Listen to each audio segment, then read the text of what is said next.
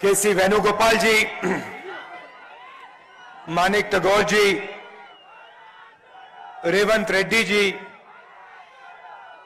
भट्टी विक्रमार्का मालू जी,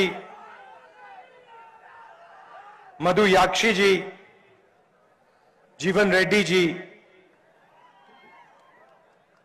दिग्विजय सिंह जी, जयराम रमेश जी, उत्तम रेड्डी जी, जाना रेड्डी जी, हनुमंत राव जी, पुन्नला लक्ष्मिया जी, मुनियप्पा जी, सुब्बीरामी रेड्डी जी, स्टेज पे कांग्रेस पार्टी के सीनियर नेता,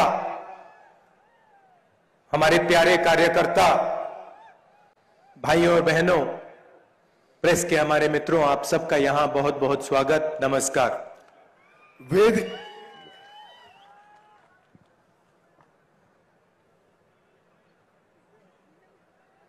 कुछ दिन से ये यात्रा कन्याकुमारी से कश्मीर की ओर चल रही है। కొద్ది రోజుల నుంచి కన్యాకుమారి నుంచి కశ్మీర్ వరకు ఈ యాత్ర కొనసాగుతుంది। 10-12 दिन से हम तेलंगाना में पैदल चल रहे हैं।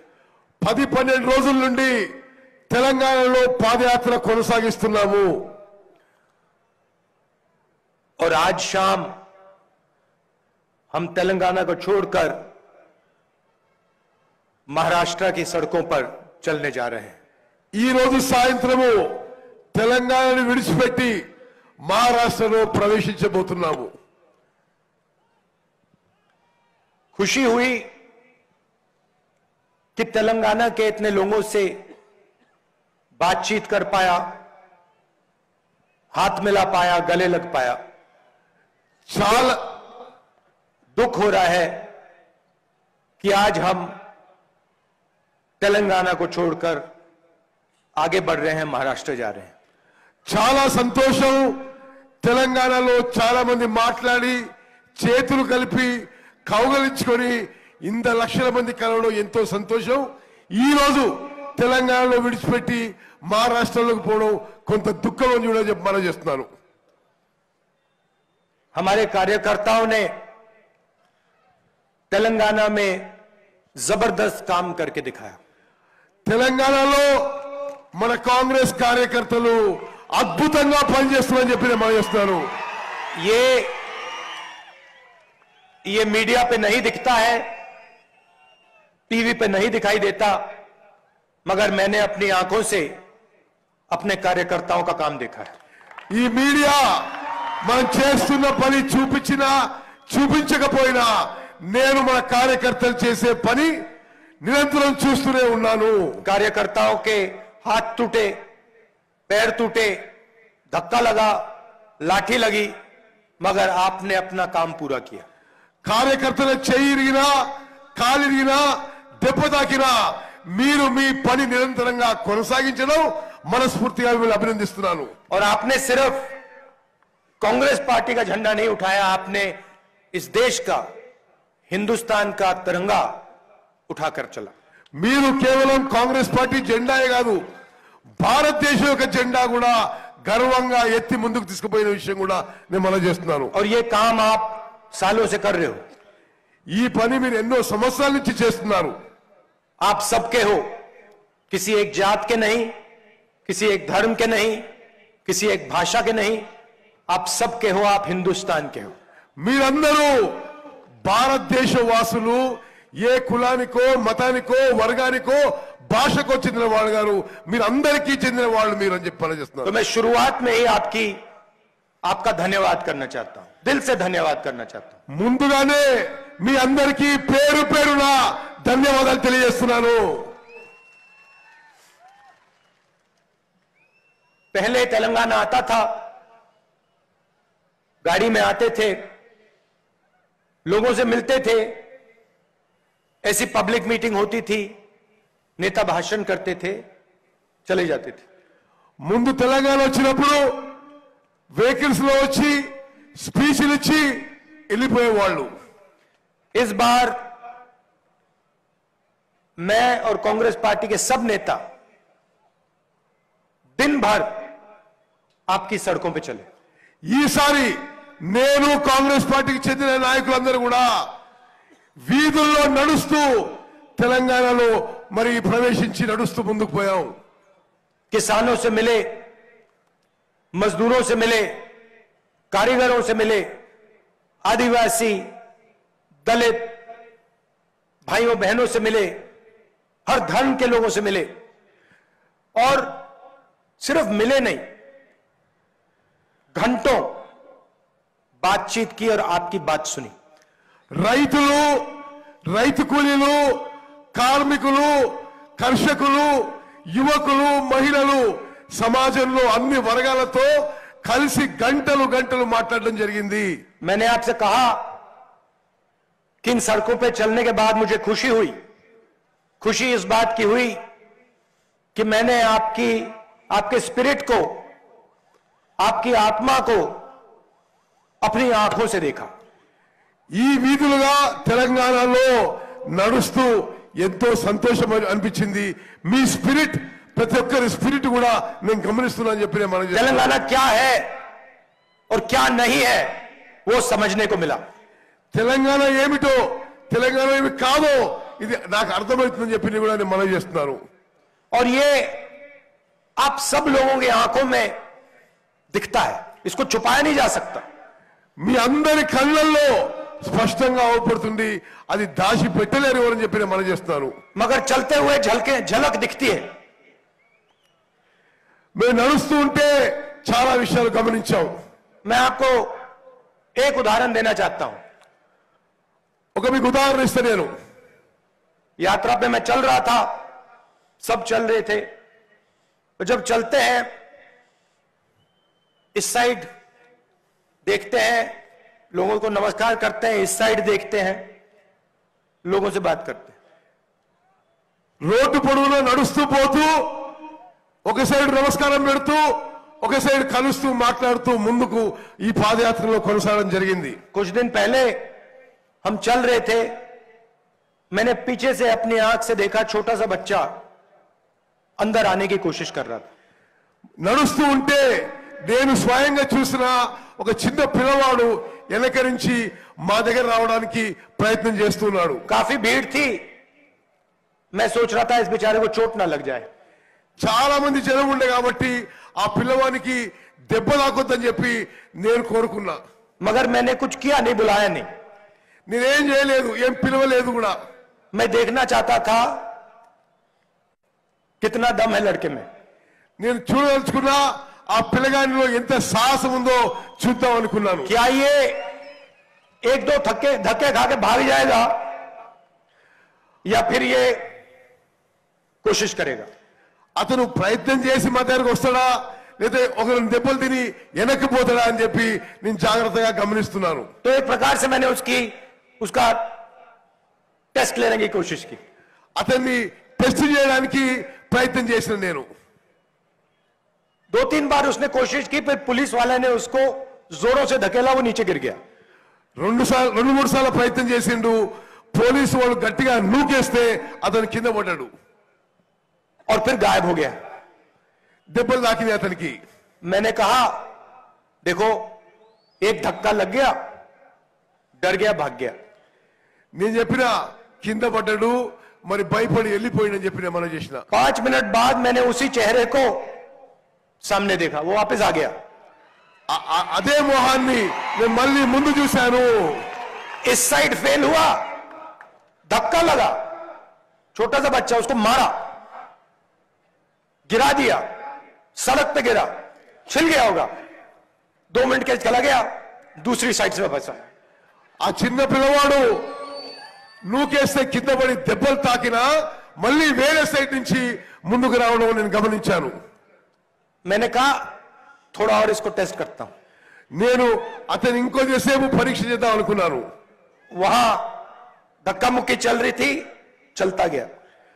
అక్కడ నూకులాట జరిగినా తొక్కిసలాట జరిగినా ఆ పిల్లవాడు ముందుకు పోతూనే ఉన్నాడు। फिर से पुलिस वाले ने उसको धक्का दिया, పోలీసులు మళ్ళీ అతను నూకేశారు, फिर से మళ్ళీ పట్టాడు, गायब हो गया। దెబ్బ తాకింది. मैंने कहा इस बार तो घर चला गया. మరి ఇప్పుడైతే వెళ్ళిపోతానని నేను అనుకున్నా. 4-5 मिनट बाद इस साइड आया. మరి అదే పిల్లవాడు మరి ఇటు దెబ్బ తాకిన ఆయన మరి ఇటు వేరే దిక్కు నుంచి మళ్ళీ నా దగ్గరకు వచ్చాడు. और फिर जादू से पता नहीं कैसे मेरे साइड पे आ गया. మరి అనుకోకుండా ఆ పిల్లవాడు నా పక్కనే అదృశ్యమయ్యాడు. मेरे साथ एक लड़का काम करता है, उसने मुझे कहा ये बहुत कोशिश कर रहा था, उधर से इसने ट्राई की, बात नहीं बनी, इधर से ट्राई की, बात नहीं बनी, इधर से ट्राई की, बात नहीं बनी, फिर अंदर आ गया. మరి ఈ పిల్లవాడు అన్ని దిక్కుల నుంచి నన్ను కలవడానికి ప్రయత్నం చేసి చివరిగా నా దగ్గరికి రావడం ఎంతో సంతోషకరం చెప్పి నేను మనం చేస్తున్నాను. फिर मेरे पास आता है, मेरे साथ चलता है. మరి నా దగ్గర వచ్చి నా ఎంబడి నడవడం మొదలు పెడతాడు. कुछ मांगा नहीं, ఏమీ అడగలేదు, कुछ मांगा नहीं, बस चल रहा था. ఏమీ అడగలేదు, నా ఎంబడి నడుస్తున్నాడు అంతే. बड़ी मैं कहूं डिग्निटी के साथ पीठ सीधी रख के चल रहा था. చాలా హుందాతనంతో గౌరవంతో ఏమీ అడుగుతలేడు, నా పక్కన నడుస్తున్నాడు. मैंने सोचा ये अपने पिता के साथ आया होगा. నేను అనుకున్నా ఈ పిల్లవాడు తండ్రితో వచ్చుంటాడేమో అనుకున్నాను. मैंने कहा पापा कहाँ हैं? నేను అడిగినా మీ తండ్రి ఎక్కడా అని అడిగినా. कहते हैं पापा आ नहीं पाए, आना चाहते थे, आ नहीं पाए, घर में है. మా తండ్రి రాదలుచుకున్నాడు గాని రాలేకపోయిండు, ఇంటికాడు అని చెప్పి ఆ పిల్లవాడు నాకు చెప్పాడు. मैंने कहा क्यों, क्या हुआ, क्यों नहीं आ पाए?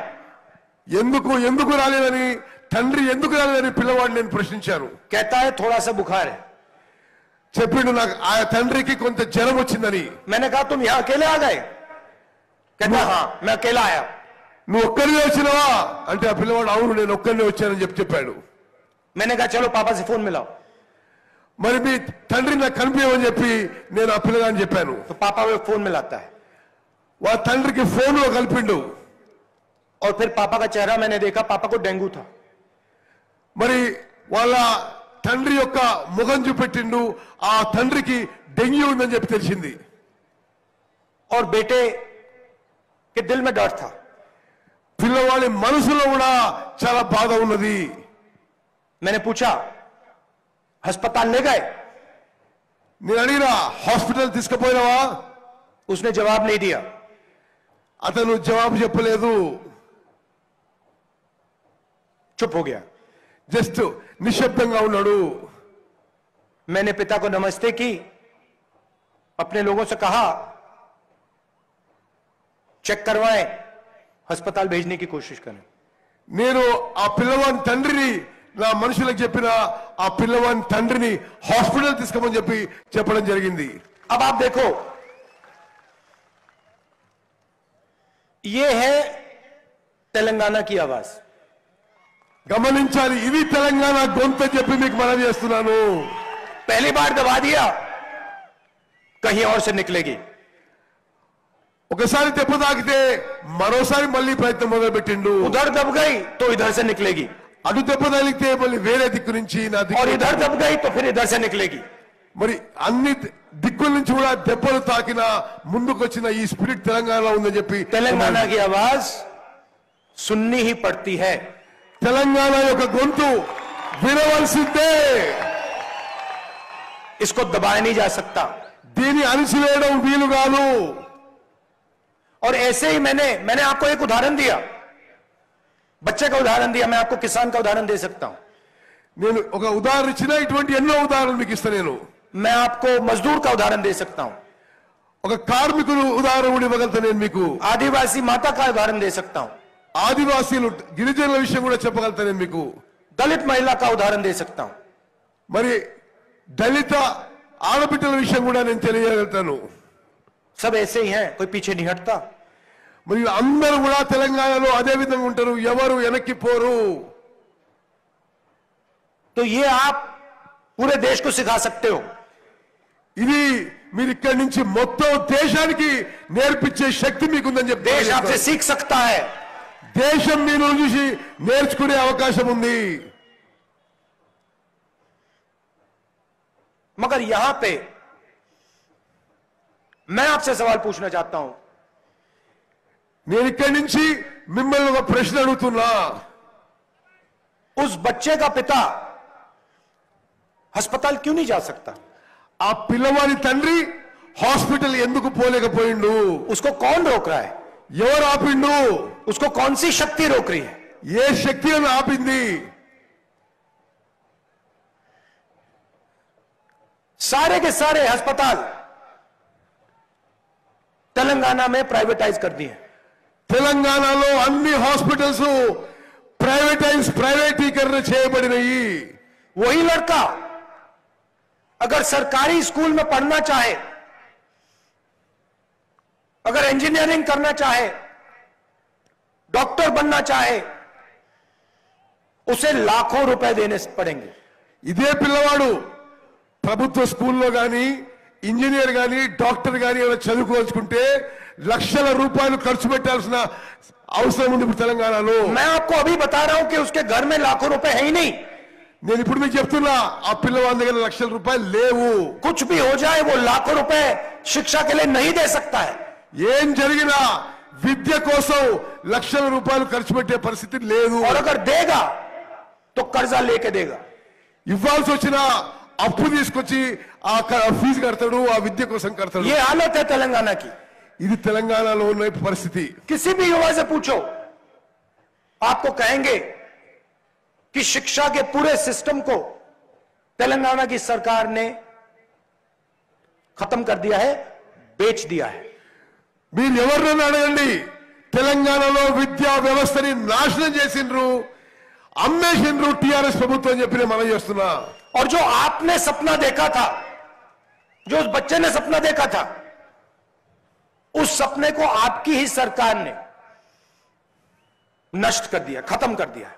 మీరు తెలంగాణలో ఏ కళ అయితే కన్నారో అటువంటి కళను ధ్వంసం చేసింది ఈ టీఆర్ఎస్ ప్రభుత్వం అని చెప్పి నేను మనం చేస్తున్నాను.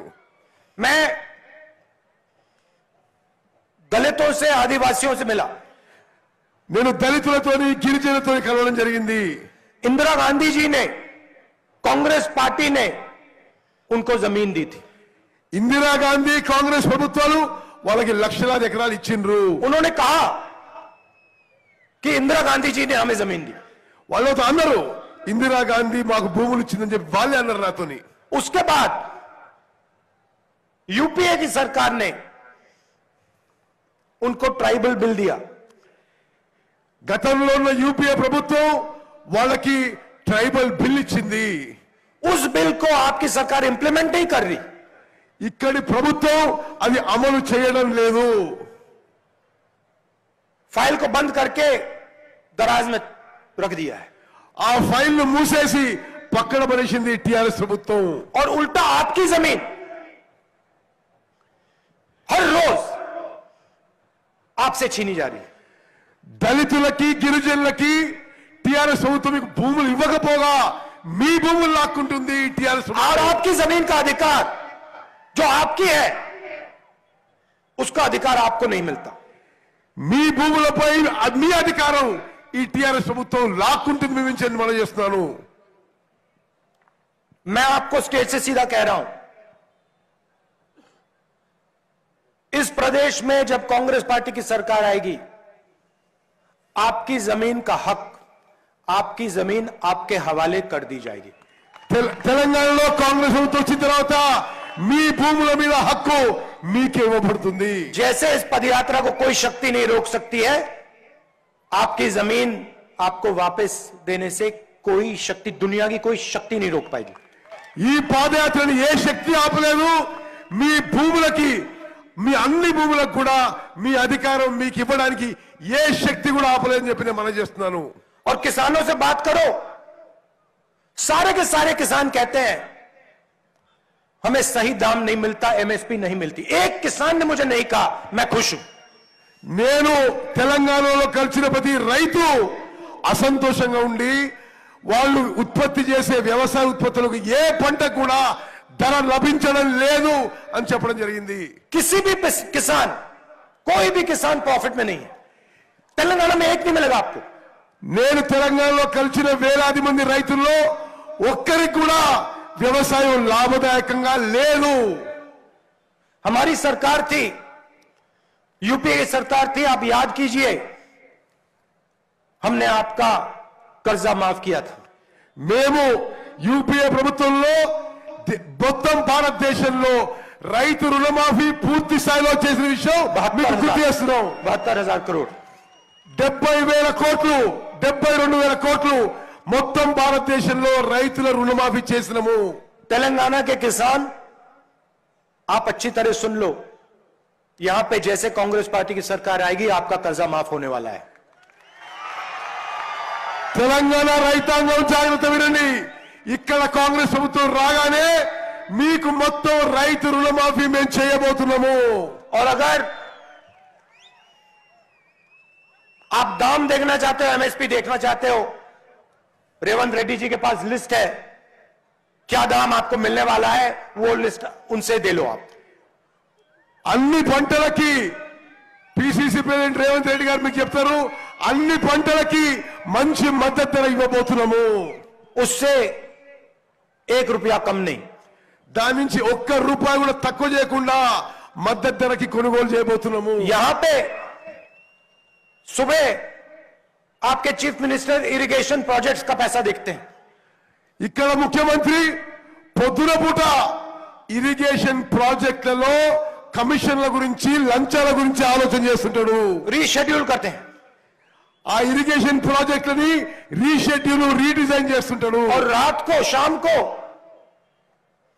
कंप्यूटर पे धरनी पोर्टल खोलते हैं. రాత్రిపూట ఈ ముఖ్యమంత్రి ఆయన కంప్యూటర్ మీద ధరణి పోర్టల్ తెరుస్తాడు. कहां से कितना पैसा मिल रहा है वो देखते हैं.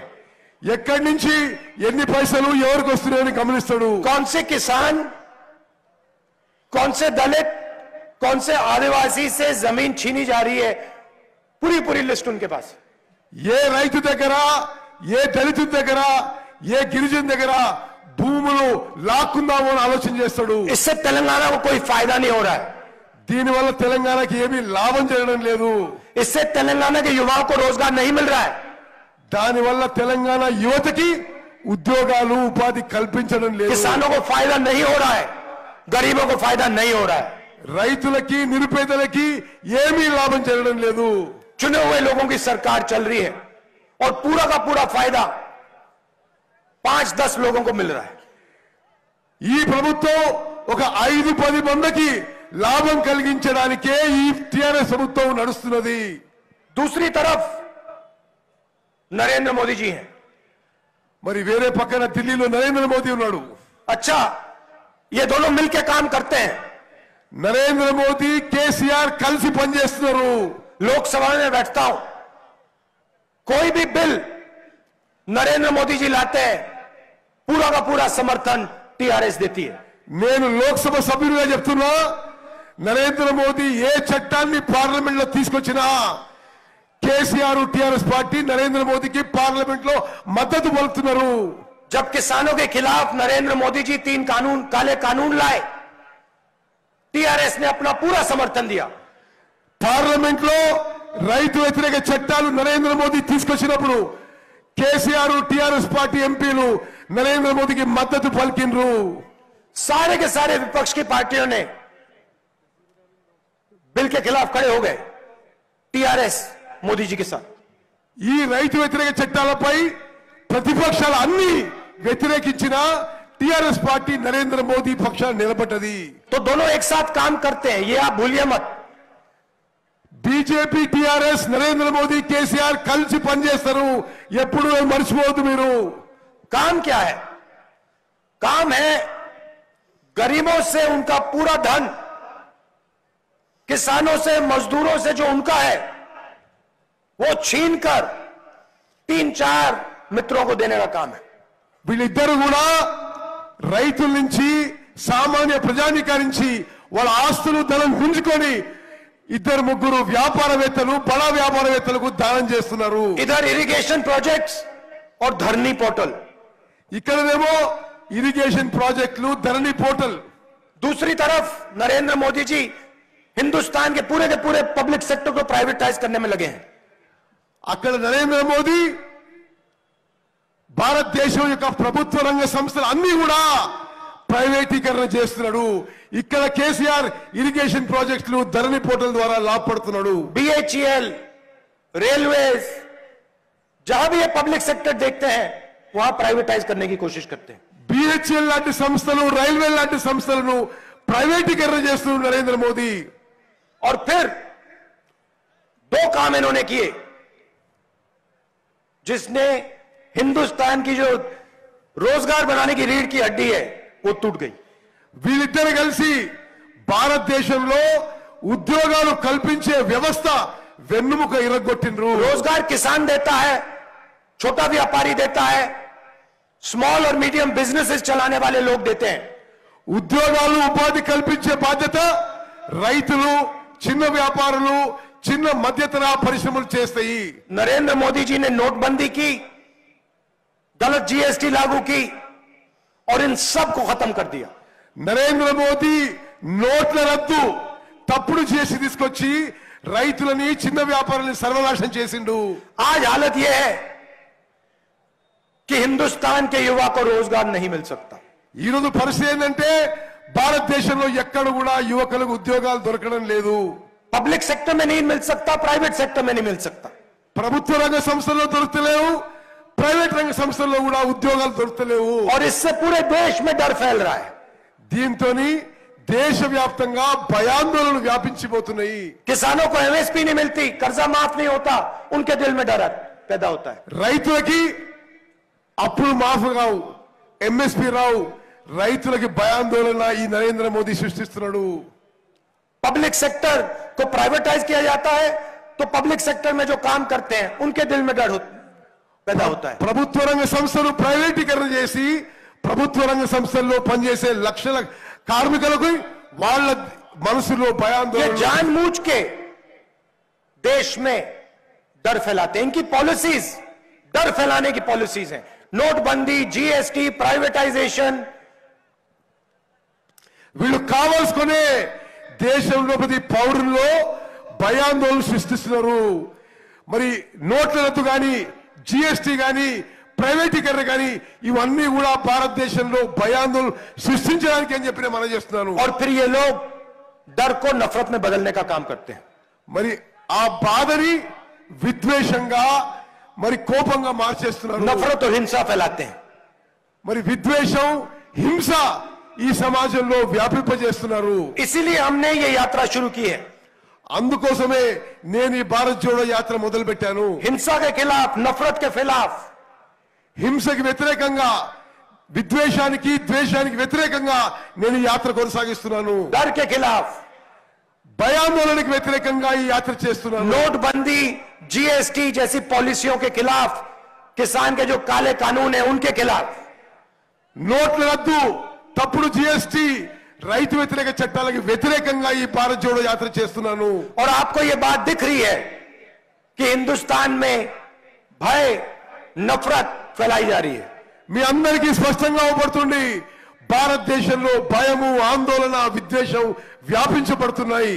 फायदा आपको नहीं हो रहा, फायदा किसान को नहीं हो रहा, मजदूर को नहीं हो रहा, युवा को नहीं हो रहा. फायदा सिर्फ 2-3 बड़े बड़े उद्योगपतियों को हो रहा है. మీకు దానివల్ల ఏమీ లాభం లేదు. రైతులకి, యువకులకి, కార్మికులకి, కర్షకులకి, ఇద్దరు ముగ్గురు పెద్ద పెద్ద వ్యాపారవేత్తలకే దీనివల్ల లాభం చేకూరుతున్నది. यात्रा में आपने हमें प्यार दिया, अपनी शक्ति दी. ఈ యాత్రలో మీరందరూ కూడా మాకు ప్రేమ, అభిమానం, మీ శక్తి ఇచ్చారు. जहां भी हम गए लाखों लोगों ने अपनी शक्ति यात्रा को दी. మేము ఎక్కడ పోయినా సరే లక్షల మంది ముందుకొచ్చి మీ శక్తి మాకు ఇచ్చారు. इसके लिए मैं आपको और पूरी कांग्रेस पार्टी आपको दिल से धन्यवाद करना चाहती है. మరి దీనికోసం నేను మొత్తం కాంగ్రెస్ పార్టీ మీ అందరికీ పేరు పేరున ధన్యవాదాలు తెలియజేస్తున్నాము. आपसे बात करके, आपसे मिलकर हम सबको बहुत सीखने को मिला. మీ అందరితో కలిసి మాట్లాడడం, నాకు ఇక్కడ అందరికి కూడా చాలా నేర్చుకున్నాం. మీతో కలిసి కూర్చొని మాట్లాడినందుకు आपके सामने जो मुश्किलें हैं वो हम समझ पाए. మీ సమస్యలు, మీ బాధలు మేము అర్థం చేసుకున్నాము. इसके लिए आपका बहुत बहुत धन्यवाद. మీ అందరికీ మరోసారి మనస్ఫూర్తిగా ధన్యవాదాలు తెలియజేస్తున్నాను. और आपका जो स्पिरिट है, आपकी जो आत्मा है, उसको देखकर बहुत सीखने को मिला। మీ స్పిరిట్, మీ ఉత్సాహం, మీ ఆత్మ చూసి మాకెంతో సంతోషం, మేము నేర్చుకున్నాం మిమ్మల్ని చూసి అని చెప్పి మనం చేస్తున్నాను. और हम इसको कभी नहीं भूलेंगे. ఎప్పుడు కూడా తెలంగాణలో చేసిన పాదయాత్ర నేను మర్చిపోను. बहुत बहुत धन्यवाद. जय हिंद, नमस्कार. మీ అందరికీ ధన్యవాదాలు. జై హింద్, నమస్కారం.